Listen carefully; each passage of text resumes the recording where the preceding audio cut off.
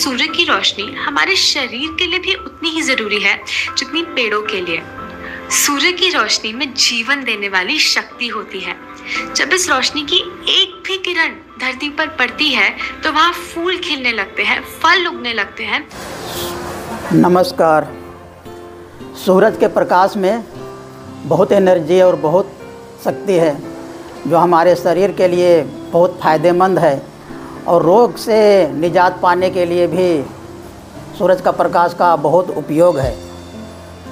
पौधा जो वनस्पति जगत है वो सूरज के प्रकाश से ही सारा एनर्जी लेता है, और फोटोसिंथेसिस के माध्यम से पौधों में फल, फूल, कंद, मूल सारे बनते हैं, मतलब एनर्जी स्टोर होते हैं।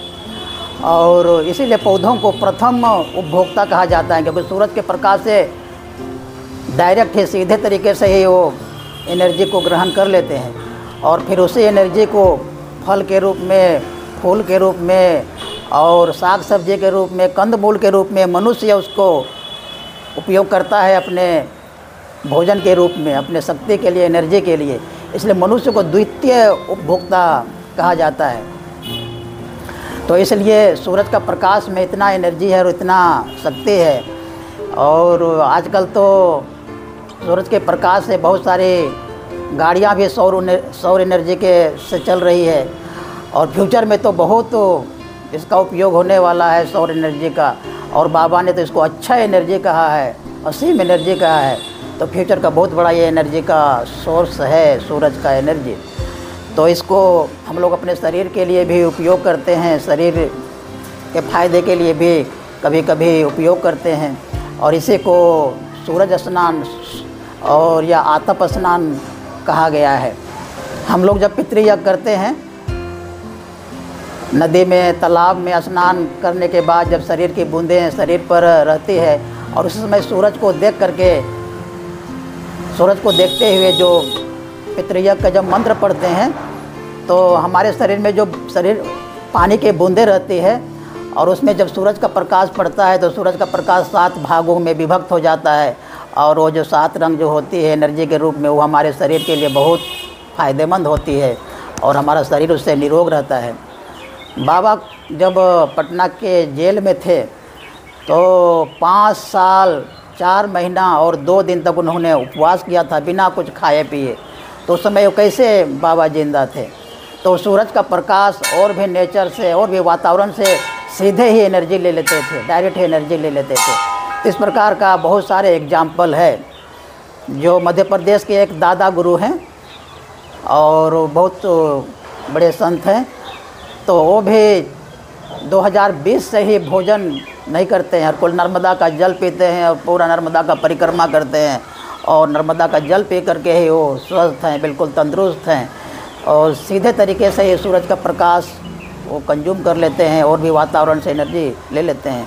तो कभी कभी मनुष्य अपने शरीर को साध करके और भी किसी प्रकार से कुछ विशेष प्रकार की यौगिक प्रक्रिया से मनुष्य सीधे ही जिस प्रकार पौधे लेते हैं एनर्जी को, उसी प्रकार मनुष्य भी इस एनर्जी को ले लेता है।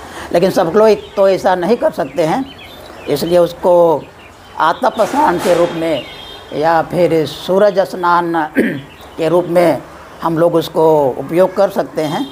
लेकिन किस प्रकार से आतप स्नान करेंगे, किस प्रकार से सूर्य स्नान करेंगे, कब करेंगे, इसकी विधि जानना ज़रूरी है। तो बाबा बोलते हैं कि सूरज का प्रकाश है, ये तो पूरा दुनिया में अलग अलग जगह पर अलग अलग तरीके से पड़ती है। लेकिन बाबा बिहार का एग्जाम्पल दे करके बोलते हैं कि बिहार में यदि हम लोगों को आतप स्नान करना है तो गर्मी के दिनों में 10 बजे सुबह तक, और ठंडी के दिनों में 2 बजे दिन तक हम लोग आतप स्नान, सूर्य स्नान कर सकते हैं। और सूर्य स्नान करने के लिए यदि आपको कोई बीमारी है, जैसे कि मान लिया आपको वात रोग है या चर्म रोग है, तो जिस स्थान पर रोग है उस स्थान को खुला छोड़कर बाकी स्थान को कपड़े वगैरह से ढक करके केवल उसी स्थान पर सूरज का प्रकाश पड़ने देना चाहिए जहाँ पर बीमारी है, और 15-20 मिनट तक वहाँ पर धूप सेक लगने देना चाहिए उस बीमारी वाले स्थान पर। और 15-20 मिनट के बाद जब वो स्थान गर्म हो जाए तो ठंडे स्थान में जा कर के फिर यदि वात रोग है तो उसको नारियल तेल या सरसों का तेल से मालिश करना चाहिए, और मान लिया चर्म रोग है तो नीम के तेल से उसको मालिश करना चाहिए। इस प्रकार बाबा श्री श्री आनंद मूर्ति जी कहते हैं। और यदि दूसरे प्रकार का और भी कोई बीमारी है तो इस प्रकार से धूप सेकने के बाद 15 मिनट 20 मिनट धूप सेकने के बाद उसको भींगा कपड़ा, भींगा तौलिया से तौलिया को निचोड़ करके उस स्थान को पोंछना चाहिए, मलना चाहिए, और इस प्रकार का 3-4 बार रिपीट करना चाहिए।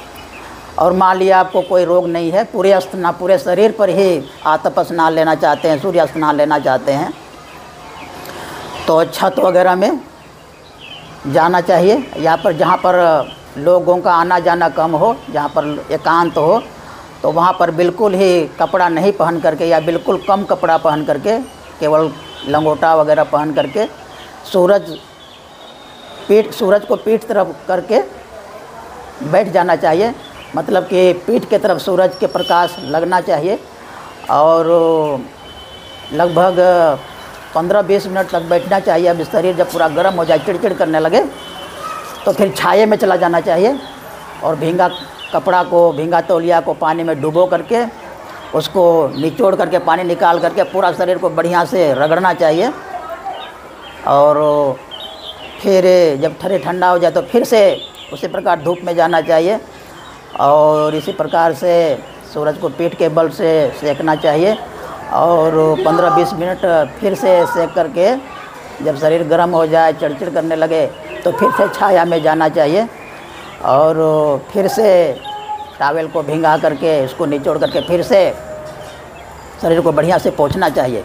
इस प्रकार 3-4 बार रिपीट कर सकते हैं।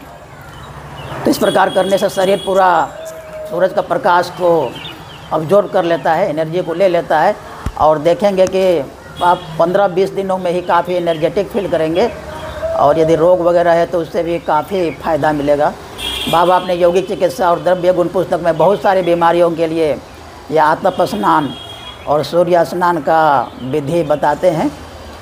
तो इसलिए सूरज का प्रकाश में बहुत सारी बीमारियों को ठीक करने के लिए शक्ति है, और विशेषकर जो विटामिन डी है वो तो सूरज का प्रकाश में से ही हम लोगों को मिलता है।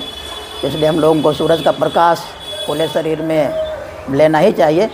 इससे शरीर को बहुत फ़ायदा मिलता है, शरीर निरोग रहता है, स्वस्थ रहता है, और मन को भी बहुत ताजगी मिलता है, उमंग मिलता है।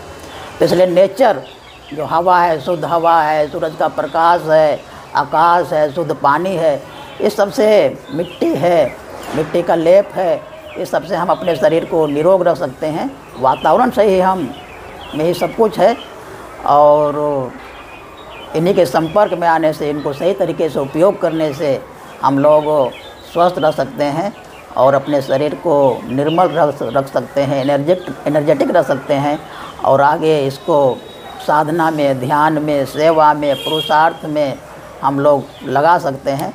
तो हम लोग का पहला काम है अपने शरीर को ठीक रखना, स्वस्थ रखना, बलिष्ठ रखना, येन केन प्रकारेण। तो इसमें सूर्य स्नान, आतप स्नान बहुत सहयोग करता है। तो जब भी मौका मिले इस प्रकार का हम लोग का सूर्य स्नान करना चाहिए, इससे बहुत लाभ होगा। बाबा नाम केवलम।